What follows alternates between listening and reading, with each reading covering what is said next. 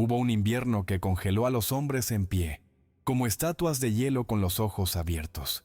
Y cuando las madres de Redemption Falls buscaban desesperadas un lugar donde sus hijos no murieran de frío, solo había un refugio en pie. No era la iglesia, no era el salón del alcalde. Era una cueva en lo alto del Pico Negro, construida por la mujer a la que todos llamaban loca. La misma mujer que soportó sus risas durante 20 años mientras cargaba sacos de harina montaña arriba. La misma a la que los niños le tiraban piedras. Ahora, esos mismos hombres que la humillaron estaban de rodillas frente a su puerta, rogando por un plato de sopa caliente. Y ella, Clara Vance, la viuda del hielo, tenía en sus manos callosas el poder de decidir quién vivía y quién moría. Antes de seguir con esta historia, déjame pedirte algo de corazón. Yo soy solo un narrador que intenta poner comida en la mesa de mi familia, contando estas historias que necesitan ser escuchadas. Si este inicio te atrapó, si quieres saber cómo una mujer que todos llamaron loca terminó siendo la salvadora de quienes la humillaron, ayúdame con 3 cosas muy sencillas. Primero, dale me gusta a este video. Es gratis y me ayuda muchísimo a que más personas conozcan estas historias. Segundo, suscríbete al canal. Con tu suscripción, YouTube me ayuda a seguir creando contenido y yo puedo seguir alimentando a mi familia haciendo lo que amo. Tercero, déjame un comentario diciendo de qué país o ciudad me estás viendo. Me encanta saber quién está del otro lado escuchando estas historias. ¿Eres de México, Argentina, Colombia, Venezuela, España? Escríbelo abajo. Tu apoyo hace la diferencia entre que yo pueda seguir contando estas historias o tenga que buscar otro trabajo. Gracias de corazón. Ahora sí, volvamos con Clara y esos golpes desesperados en la puerta de su refugio. Esta es la historia de una mujer que todos creían enferma de la cabeza, hasta que el invierno más cruel del siglo demostró que la única loca había sido la ciudad entera, porque mientras ellos gastaban su dinero en whisky y vestidos de seda, Clara gastaba cada centavo en carne seca, fardos de heno y picos para cavar. Mientras ellos dormían tranquilos en sus casas de madera, ella dormía en la montaña, escuchando el viento como si fuera un viejo amigo que le susurraba secretos. Y cuando llegó el día en que la nieve sepultó las calles y el hambre tocó cada puerta, Clara ya estaba a salvo, caliente, alimentada y completamente sola, hasta que escuchó los golpes desesperados en la entrada de piedra que ella misma había reforzado. Redemption Falls era un pueblo pequeño enclavado entre montañas, de esos donde todos conocen los secretos de todos y los chismes viajan más rápido que el viento.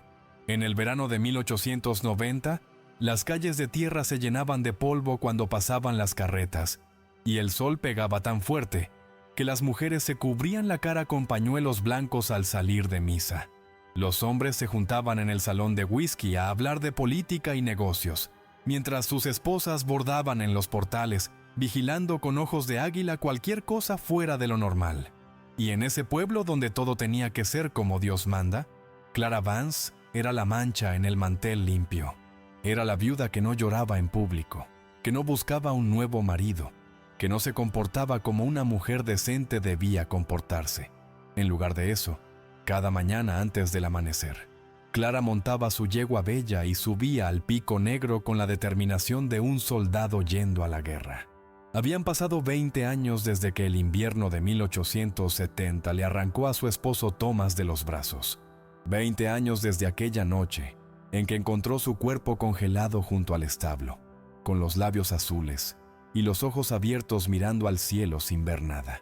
Ese invierno le enseñó a Clara algo que los demás no querían aprender: que la naturaleza no perdona, que el frío no tiene piedad y que confiar en la suerte es una forma elegante de suicidarse.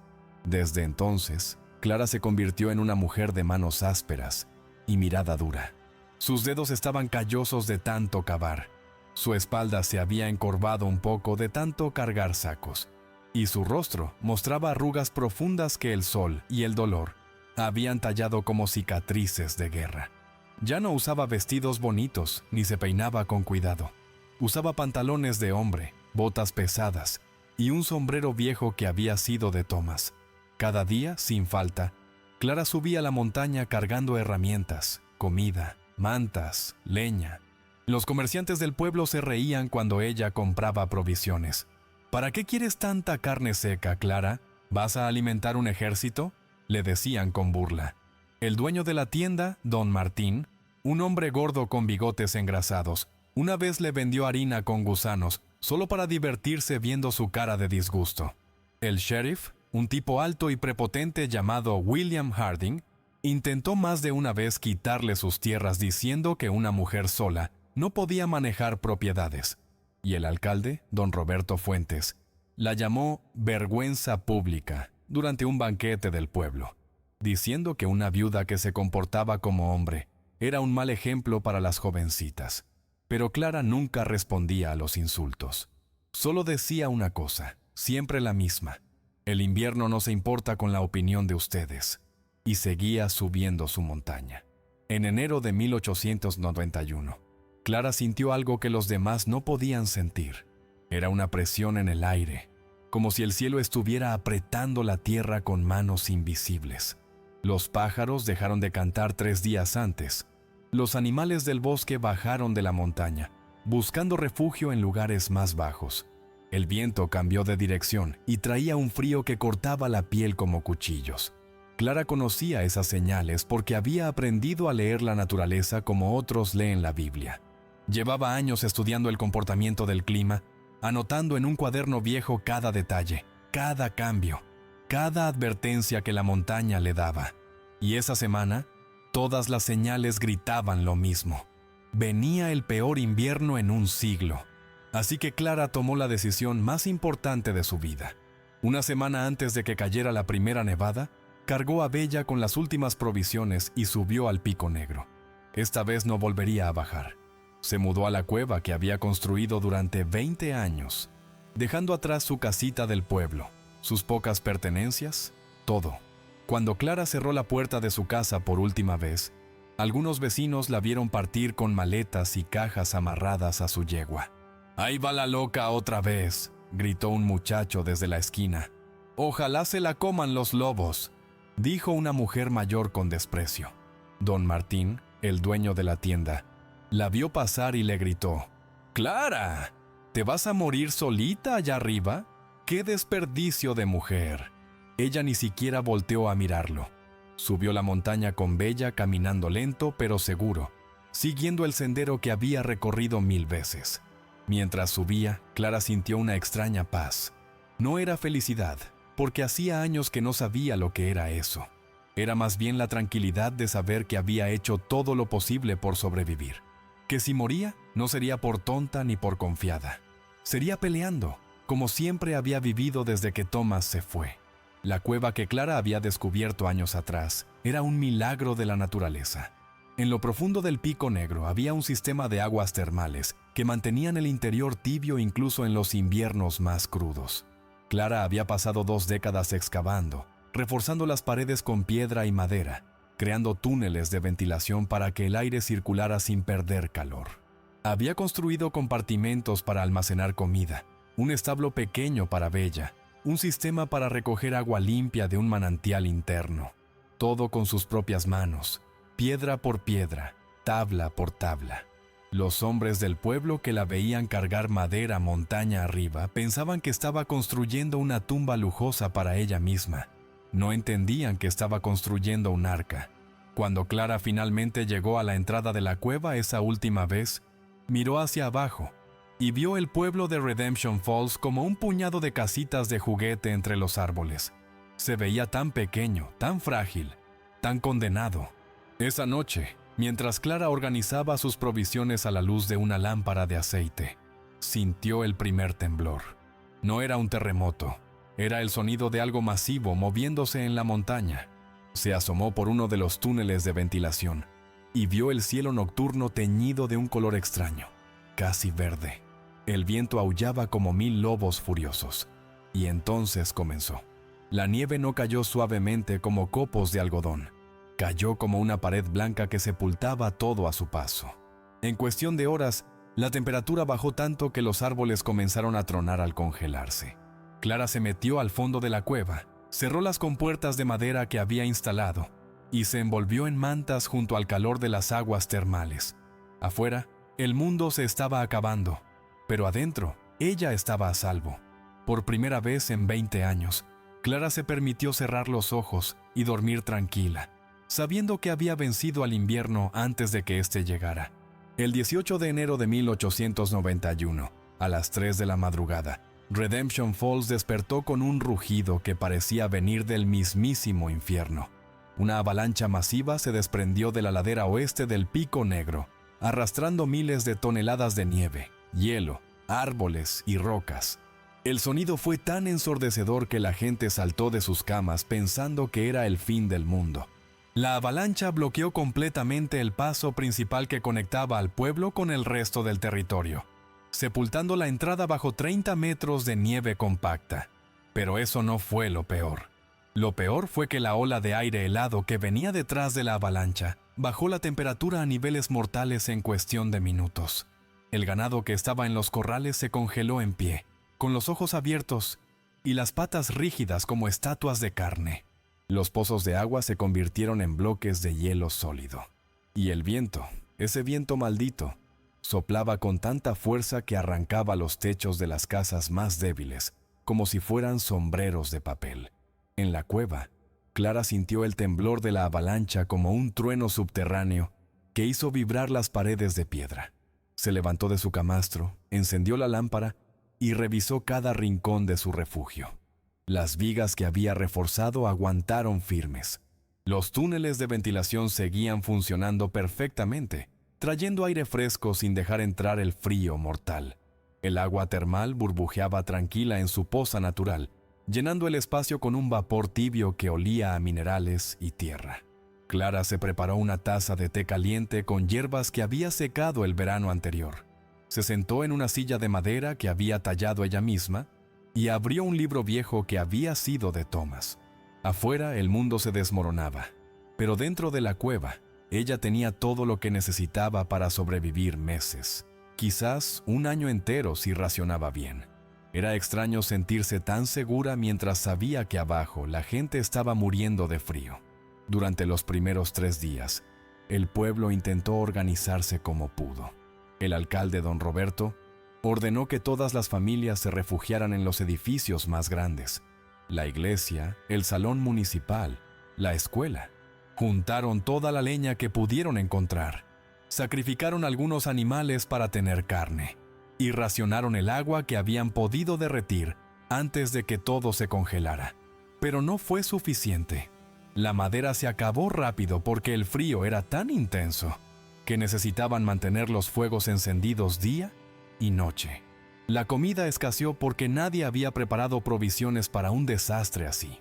Y lo peor de todo, el humo de tantas fogatas en espacios cerrados comenzó a enfermar a los niños y a los ancianos. Empezaron a toser, a escupir sangre, a quedarse dormidos y no despertar. El pueblo que se había burlado de Clara durante 20 años, ahora estaba pagando el precio de su arrogancia. Y el invierno apenas estaba comenzando. El sheriff William Harding intentó organizar una expedición de rescate hacia la ciudad más cercana, pero fue una misión suicida. 5 hombres salieron con caballos, provisiones y armas, siguiendo el camino que conocían de memoria. Ninguno regresó. La nieve era tan profunda que los caballos se hundían hasta el pecho, y el viento helado congelaba los pulmones de cualquiera que intentara respirar afuera por más de unos minutos. Encontraron el cuerpo del sheriff 3 semanas después, cuando empezó el deshielo, congelado junto a un árbol caído, con las manos extendidas como si estuviera rogando por ayuda que nunca llegó. Su muerte fue un golpe devastador para el pueblo.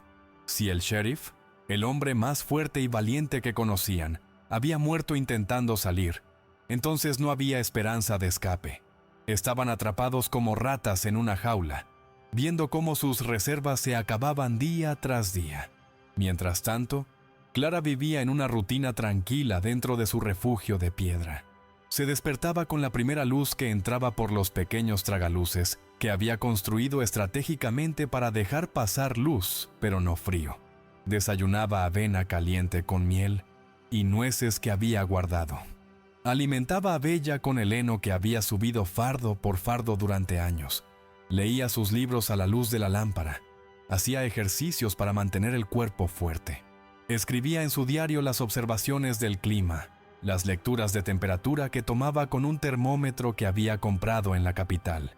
Por las noches, se sentaba junto a la poza de agua termal, metía los pies en el agua caliente y pensaba en Thomas. Se preguntaba si él estaría orgulloso de ella, de todo lo que había construido. Se preguntaba si ahí arriba, en algún lugar, él la estaba cuidando. Y a veces, solo a veces, se permitía llorar. Pasaron 2 semanas y la situación en el pueblo se volvió desesperada.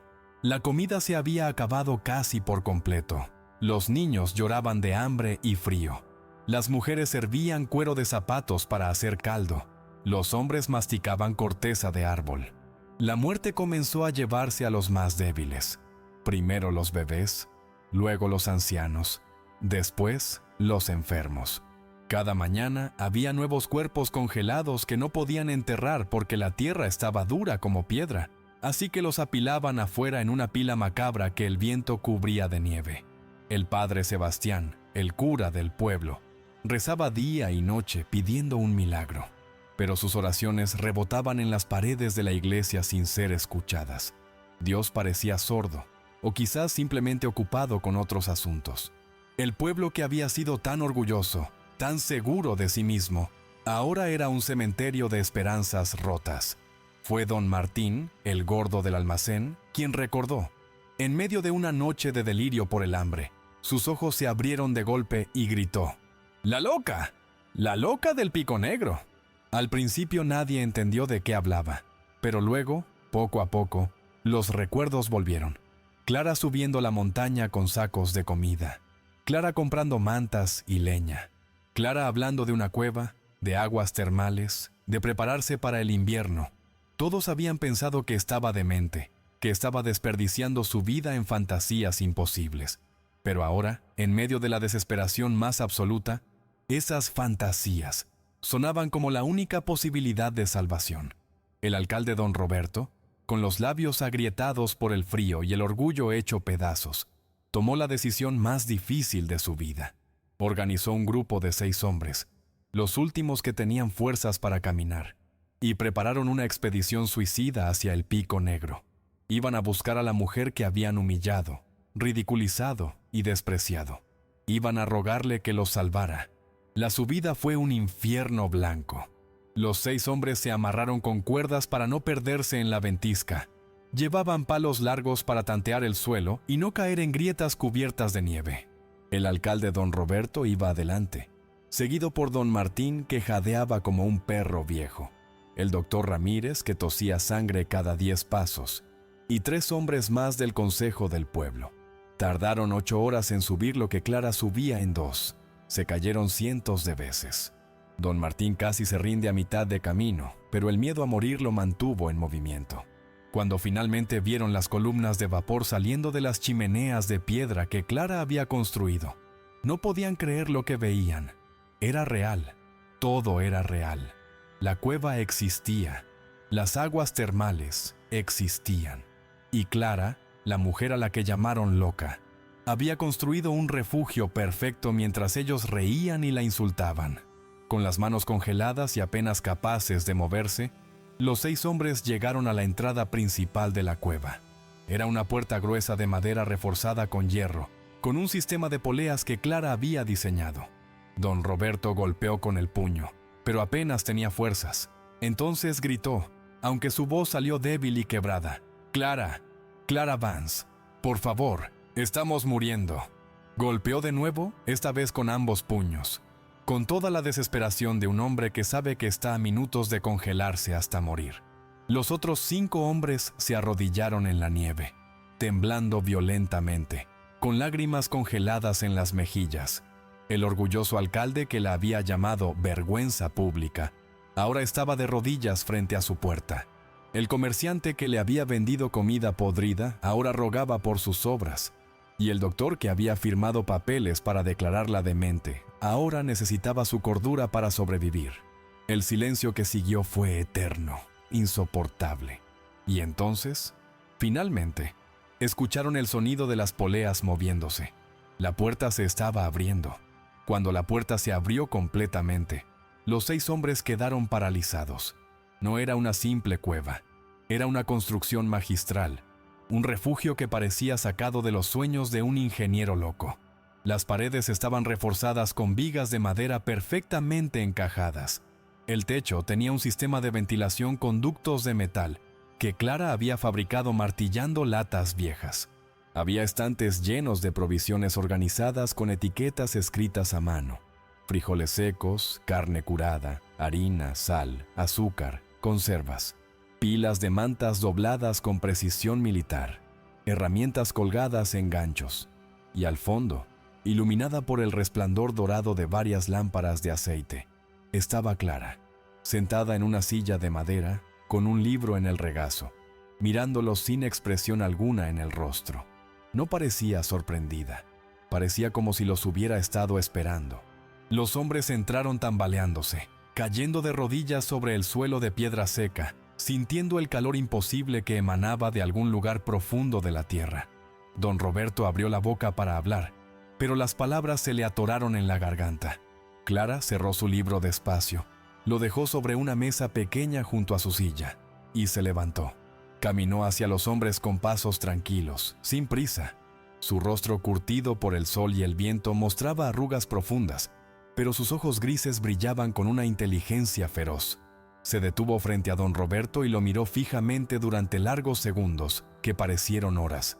Luego, sin decir palabra, caminó hacia uno de los estantes y sacó un cuaderno viejo con tapas de cuero gastado. Lo abrió en una página marcada con una cinta roja y lo puso frente al alcalde. Era un diario meteorológico. Páginas y páginas, llenas de anotaciones detalladas.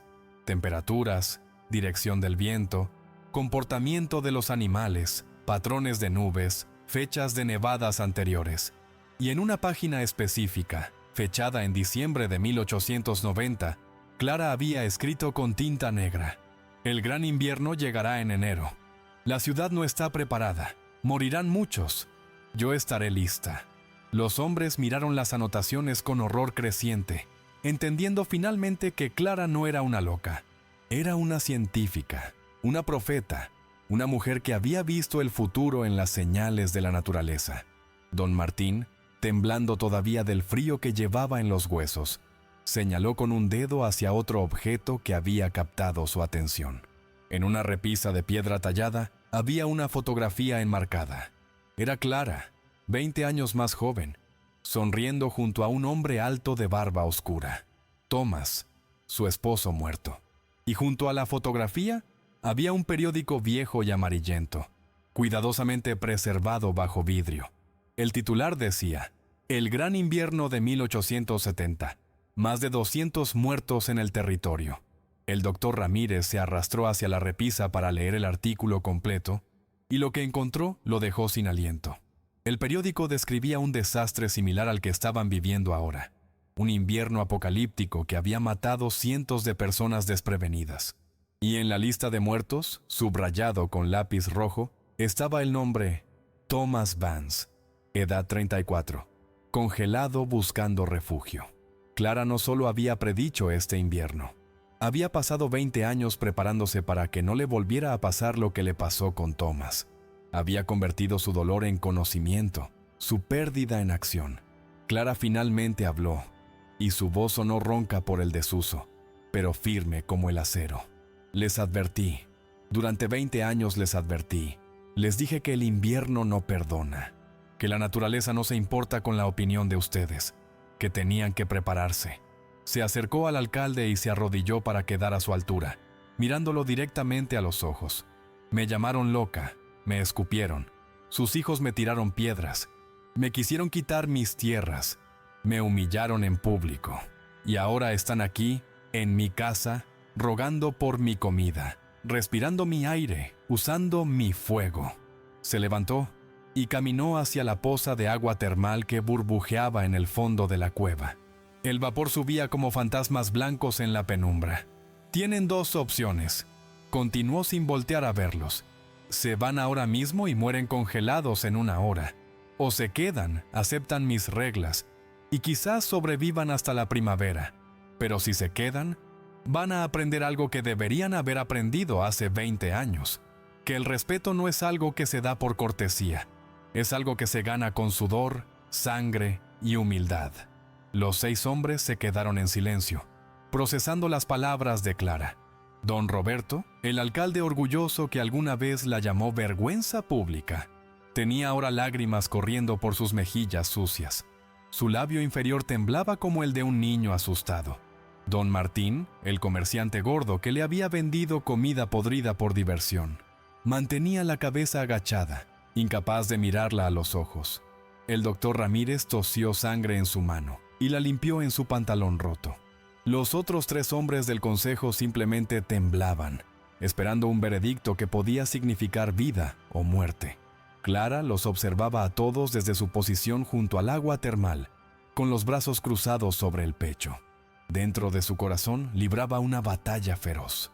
Una parte de ella, la parte que había cargado el dolor durante 20 años, quería echarlos afuera y escuchar sus gritos apagándose en el viento. Quería que sintieran el mismo frío que mató a Thomas, la misma desesperación que ella sintió cuando lo encontró muerto, con nieve en las pestañas y los labios azules.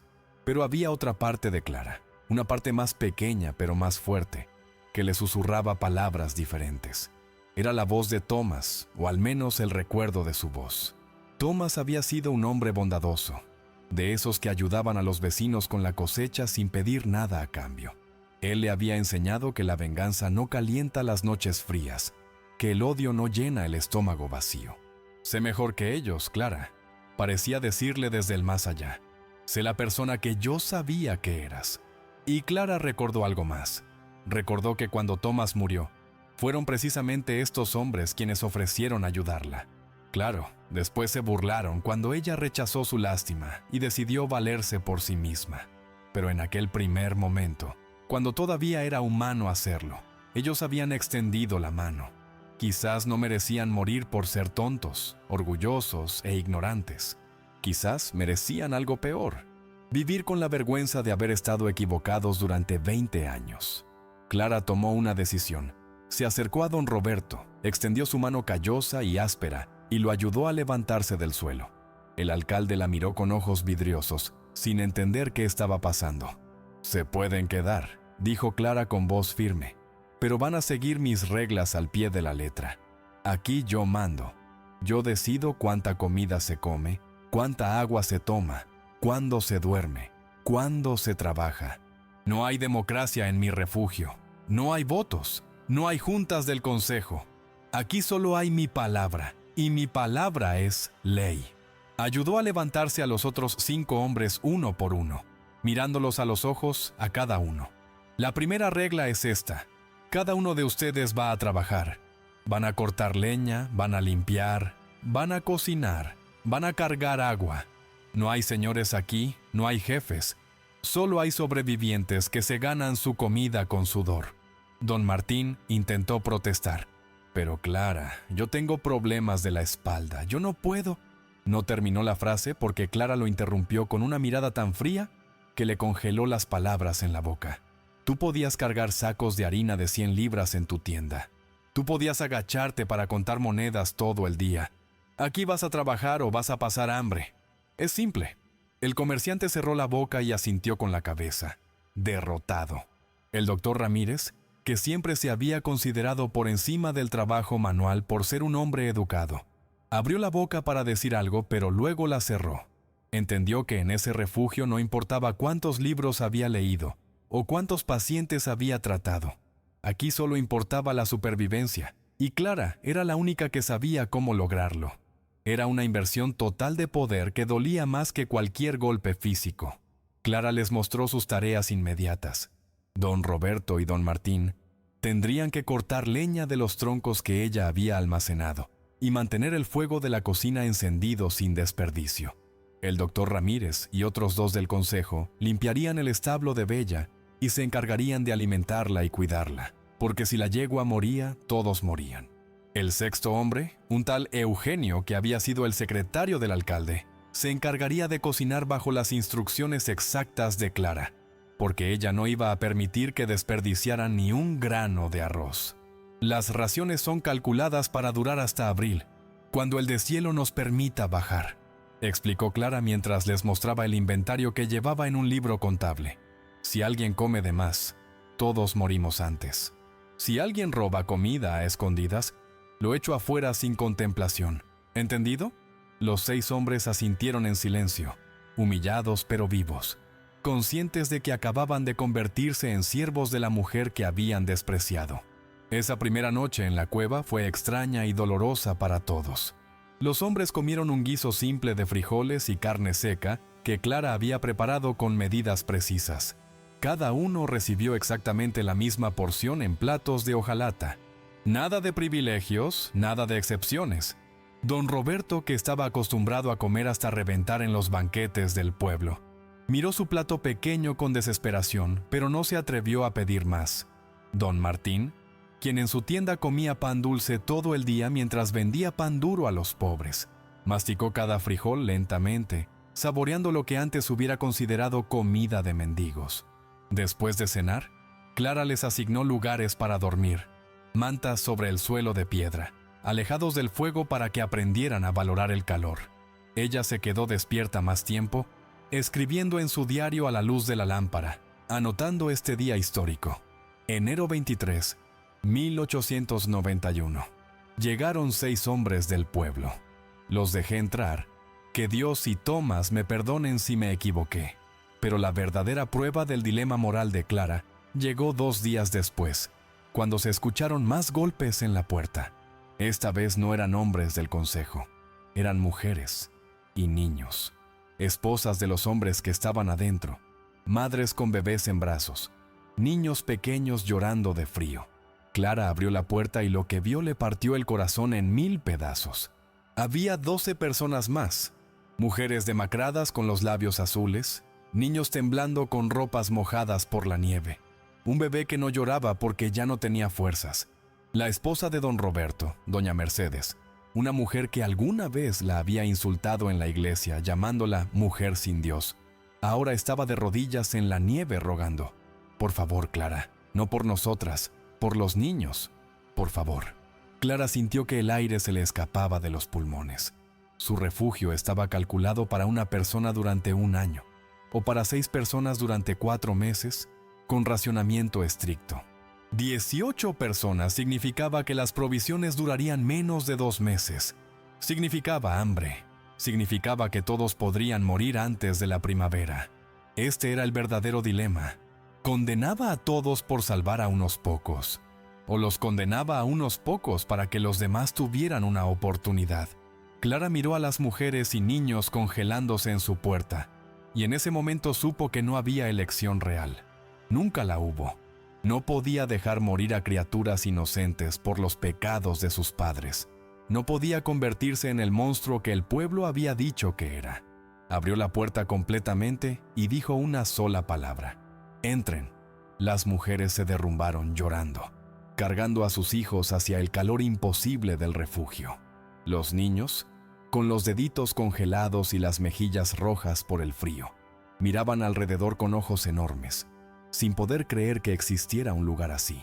Doña Mercedes abrazó a Clara con tanta fuerza que casi la tira al suelo, sollozando contra su hombro palabras ininteligibles de agradecimiento. Clara permaneció rígida durante el abrazo, sin devolverlo, pero tampoco apartándose. Cuando finalmente se separaron, Clara reunió a todos en el centro de la cueva y les dio la noticia que nadie quería escuchar. «Las provisiones que tengo están calculadas para 6 personas hasta abril. Ahora somos 18. Eso significa que nos queda comida hasta mediados de marzo. Con suerte. Si el deshielo no llega a tiempo, vamos a morir de hambre juntos». El silencio que siguió fue aplastante. Los hombres se miraron entre sí con culpa y miedo. Las mujeres apretaron a sus hijos contra el pecho. Don Roberto fue el primero en hablar, con voz quebrada. «Entonces tenemos que racionar más. Nosotros los adultos podemos comer menos, darles más a los niños». Clara asintió. «Exactamente. Los adultos comeremos una comida al día. Los niños comerán 2 comidas pequeñas. El agua será racionada también. Nadie se bañará. El agua es solo para beber y cocinar». Don Martín, el comerciante gordo que todavía tenía algo de grasa en los huesos, protestó débilmente. Pero Clara, yo necesito comer más. Mi cuerpo necesita. No terminó porque su propia esposa, doña Teresa, una mujer flaca y cansada que había soportado años de verlo comer mientras ella pasaba hambre, le gritó: «¡Cállate, Martín! Por una vez en tu vida miserable, cállate». El hombre cerró la boca, avergonzado, mientras los demás miraban hacia otro lado. Los primeros días con 18 personas en el refugio fueron caóticos. El espacio que había parecido amplio para 6, ahora se sentía apretado y sofocante con casi 20 cuerpos. El aire se llenaba de olores: sudor, ropa mojada, aliento agrio, el olor metálico del miedo. Los niños lloraban por la noche extrañando sus camas. Las mujeres intentaban mantener algún orden, pero era difícil cuando no había privacidad, cuando todos dormían unos encima de otros en el suelo de piedra. Los hombres, acostumbrados a mandar en sus casas, ahora tenían que obedecer órdenes de una mujer delante de sus esposas e hijos. La humillación era constante, palpable, pesada como una manta mojada. Pero Clara no cedía. Cada mañana asignaba tareas con voz firme y clara. Los hombres cortaban leña, las mujeres cocinaban y limpiaban, los niños mayores ayudaban a cuidar a los más pequeños, y todos, absolutamente todos, obedecían a Clara Vance, la mujer que los había salvado.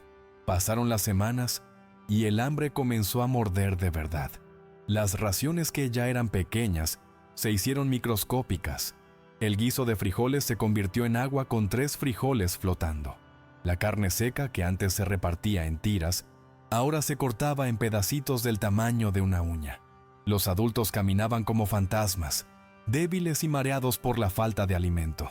Don Martín, que había sido gordo como un cerdo, ahora parecía un espantapájaros con piel colgando en pliegues sueltos.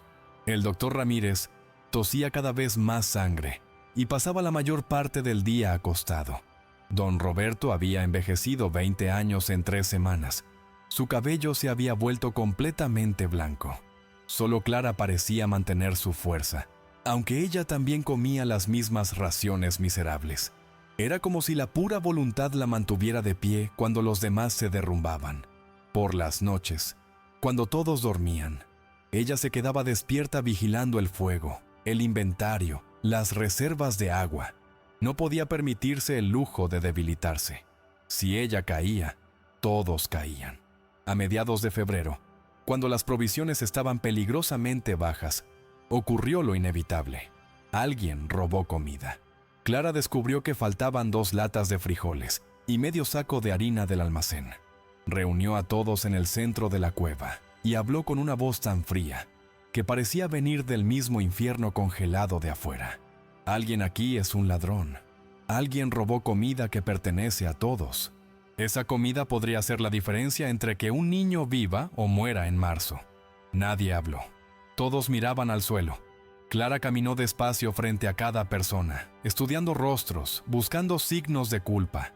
Cuando llegó frente a Eugenio, el secretario del alcalde, el hombre comenzó a temblar violentamente. Sus ojos lo delataron. Clara se detuvo frente a él y extendió la mano. «Dámelo. Sé que lo tienes escondido». Eugenio negó con la cabeza, pero sus manos se movieron instintivamente hacia su chaqueta. Clara no esperó más. Le arrancó la chaqueta y encontró los frijoles escondidos en un bolsillo interior. El refugio explotó en gritos. Las mujeres insultaban a Eugenio con palabras que nunca se escuchaban en la iglesia. Los hombres lo amenazaban con golpearlo hasta matarlo. Los niños lloraban asustados por la violencia repentina. Clara levantó la mano pidiendo silencio y, sorprendentemente, todos obedecieron. «Eugenio», dijo con voz calmada pero mortalmente seria, «te dije las reglas el primer día. Quien robe comida sale afuera. No hay excepciones». El hombre cayó de rodillas, llorando como un bebé. «Por favor, Clara, tenía hambre. No aguantaba más. Por favor, no me mates». Don Roberto intentó interceder. «Clara, es cierto que hizo mal, pero si lo echas afuera es una sentencia de muerte. Quizás podemos...» Clara lo cortó con una mirada. «¿Quizás qué, Roberto? ¿Quizás le damos una segunda oportunidad para que robe más?» ¿Quizás le explicamos con cariño que está mal robar mientras los niños se mueren de hambre? ¿No? Las reglas son las reglas. Si las rompo para uno, las rompo para todos. Y entonces no hay reglas. Pero algo pasó en ese momento que Clara no esperaba. Fue doña Mercedes, la esposa del alcalde, quien habló. Se puso de pie con dificultad, sosteniendo a su hijo pequeño en brazos, y caminó hasta ponerse entre Clara y Eugenio. «Clara», dijo con voz suave pero firme, «entiendo tu rabia. Entiendo que necesitas mantener el orden. Pero si lo echas afuera, nos conviertes en asesinos a todos nosotros. Y si nos convertimos en asesinos, entonces no somos diferentes de los animales salvajes que están ahí afuera congelándose». Otras mujeres se unieron, formando una barrera humana frente a Eugenio. Incluso algunas que lo habían insultado segundos antes, ahora lo defendían, no porque lo perdonaran, sino porque entendían que cruzar esa línea los cambiaría a todos para siempre. Clara miró a las mujeres, luego a los hombres que mantenían la cabeza agachada, luego a los niños que la miraban con miedo y esperanza mezclados, y sintió algo quebrarse dentro de ella. No era debilidad, era humanidad regresando. Clara respiró profundo y tomó una decisión diferente. «Está bien», dijo finalmente. «Eugenio se queda, pero de ahora en adelante duerme amarrado. Come después que todos los demás hayan comido, y solo recibe media ración. Trabajará el doble que cualquier otro. Y si vuelve a robar aunque sea un grano de arroz, juro por la tumba de mi esposo que lo echo afuera, y que nadie me va a detener. ¿Entendido?» Eugenio asintió desesperadamente, llorando de alivio y vergüenza. Esa noche, mientras Clara lo amarraba con cuerdas a una viga para que durmiera, el hombre le susurró: «Gracias, gracias por no matarme». Clara no respondió, pero en su interior sabía que acababa de evitar convertirse en el monstruo que el dolor había tratado de crear. Thomas estaría orgulloso. Ella había elegido la misericordia sobre la venganza, incluso cuando la venganza parecía justificada. Los días siguientes fueron los más duros que habían vivido. El frío de afuera se intensificó hasta niveles inimaginables. El termómetro de Clara marcaba 40 grados bajo cero. El viento aullaba como 1000 demonios furiosos, golpeando las paredes de piedra con tanta fuerza que todos temían que la montaña misma se derrumbara sobre ellos. Los túneles de ventilación que Clara había construido trabajaban al límite de su capacidad, apenas logrando mantener el aire respirable. La poza de agua termal, que siempre había sido constante, comenzó a enfriarse lentamente, como si la tierra misma estuviera perdiendo la batalla contra el invierno. Las provisiones llegaron a un punto crítico. Quedaban 3 sacos de frijoles, 2 de harina y algo de carne seca tan dura que había que hervirla durante horas para poder masticarla. Clara hizo cálculos y recálculos en su cuaderno, y la conclusión era siempre la misma. Si el deshielo no llegaba en las próximas 2 semanas, comenzarían a morir. Fue en ese momento de desesperación máxima cuando ocurrió el milagro, o lo que parecía un milagro. Uno de los niños, un pequeño llamado Pedrito de apenas 6 años, estaba jugando en un rincón alejado de la cueva cuando gritó: «¡Señora Clara! ¡Encontré una puerta secreta!». Todos corrieron hacia donde estaba el niño. Efectivamente, había una grieta en la pared de roca que Clara había bloqueado años atrás con piedras sueltas, y nunca había explorado completamente. Detrás de esas piedras había otro túnel, más angosto y bajo, que descendía hacia las profundidades de la montaña. Clara tomó una lámpara y se adentró en el túnel con don Roberto siguiéndola de cerca. Lo que encontraron les robó el aliento. Otra cámara natural, más grande que la primera, con un lago subterráneo de agua termal, y creciendo en las paredes húmedas iluminadas por grietas que dejaban entrar luz filtrada. Había hongos. Cientos, miles de hongos comestibles creciendo en las rocas. No era mucho, pero era suficiente para extender las provisiones por semanas, quizás meses. Clara cayó de rodillas frente al lago subterráneo, y por primera vez en 20 años, rezó. No sabía si Dios la estaba escuchando, si Thomas la estaba guiando desde el más allá, o si simplemente era suerte ciega. Pero en ese momento no le importó. Tomó puñados de hongos en sus manos y lloró como no había llorado desde la muerte de su esposo. Don Roberto, el hombre orgulloso que la había humillado públicamente, se arrodilló junto a ella y también lloró. Los dos quedaron allí, en la penumbra dorada de la caverna secreta, llorando lágrimas de alivio, de gratitud, de redención. Cuando regresaron con los demás llevando canastas llenas de hongos, el refugio entero estalló en celebración. Los niños reían, las mujeres cantaban, los hombres se abrazaban. Esa noche, por primera vez en meses, todos comieron hasta sentirse satisfechos. Y mientras comían el guiso de hongos que sabía a gloria, Clara miró a su alrededor y se dio cuenta de algo. Estas personas ya no eran sus enemigos, eran su familia. El deshielo llegó a mediados de marzo, 3 semanas después del descubrimiento de la cámara secreta. Un día, Clara escuchó un sonido que no había oído en meses: el goteo del agua corriendo por las rocas.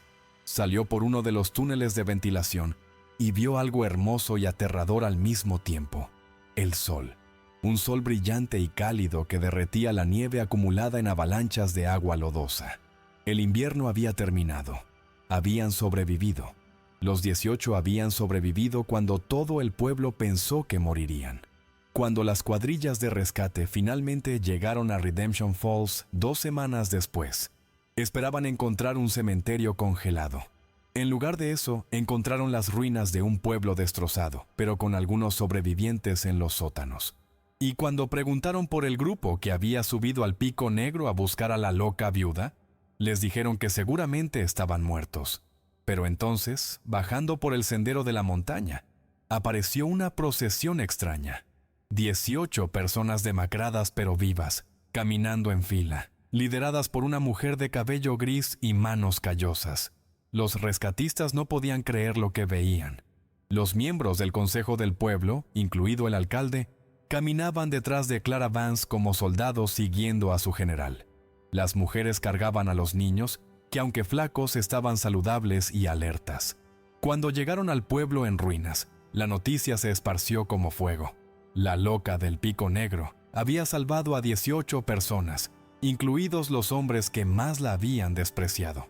Don Roberto, con lágrimas en los ojos y delante de todos los sobrevivientes del pueblo, se arrodilló frente a Clara en medio de la calle principal.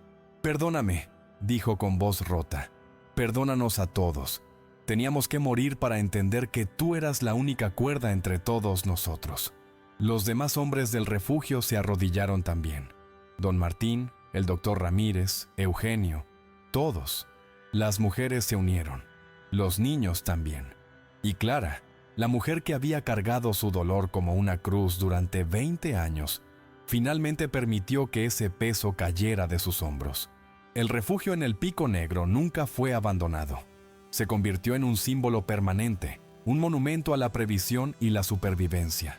La ciudad, o lo que quedaba de ella, lo renombró oficialmente como el Refugio de Clara Vance. Construyeron un camino apropiado hacia la entrada y mantuvieron las provisiones siempre llenas, por si acaso otro invierno cruel llegaba. Clara nunca regresó a vivir allá arriba de forma permanente. Bajó al pueblo reconstruido, pero ya no era la misma mujer solitaria y despreciada. Ahora era la salvadora, la profeta, la sabia. Los niños que antes le tiraban piedras ahora corrían a abrazarla en la calle. Las mujeres le pedían consejos. Los hombres la consultaban antes de tomar decisiones importantes. Y cuando Clara caminaba por las calles nuevas de Redemption Falls, con Bella a su lado y el sol en la cara, sabía que Thomas estaría sonriendo desde donde quiera que estuviera. Porque ella había hecho algo más difícil que sobrevivir. Había perdonado. Y al perdonar, se había liberado. Años después, cuando los historiadores escribieron sobre el gran invierno de 1891, dedicaron capítulos enteros a Clara Vance. La llamaron visionaria, ingeniera, heroína. Pero Clara nunca se vio a sí misma de esas maneras grandiosas. Cuando le preguntaban cómo había sabido prepararse, cómo había tenido la fuerza para construir ese refugio imposible, ella siempre respondía lo mismo: no fue fuerza, fue dolor. El dolor te enseña lo que la comodidad nunca podrá enseñarte. Me enseñó a escuchar a la naturaleza, a respetar el invierno, a no confiar en la suerte. Y cuando le preguntaban por qué había salvado a las mismas personas que la humillaron, Clara sonreía con tristeza y decía, porque convertirme en el monstruo que ellos decían que era, hubiera significado que ganaron. Y yo no peleo para vengarme, peleo para sobrevivir. Y a veces, sobrevivir significa ser más grande que tu dolor. La historia de Clara Vance nos recuerda algo que todos deberíamos grabar en el corazón, que la preparación no es locura, es sabiduría. Que escuchar a quien tiene experiencia no es debilidad, es inteligencia. Que respetar a las personas no por su género o su posición social, sino por su conocimiento y su sacrificio, es la única forma de construir comunidades que sobrevivan las tormentas de la vida. Porque al final, cuando llega el invierno, no importa cuánto dinero tengas, cuántos títulos cargues o cuánto poder hayas acumulado, lo único que importa es si estuviste listo, si fuiste humilde, si aprendiste, y si cuando llegó tu momento de ayudar, tuviste el coraje de abrir la puerta incluso a quienes no lo merecían. Porque eso, amigos míos, es lo que nos hace verdaderamente humanos.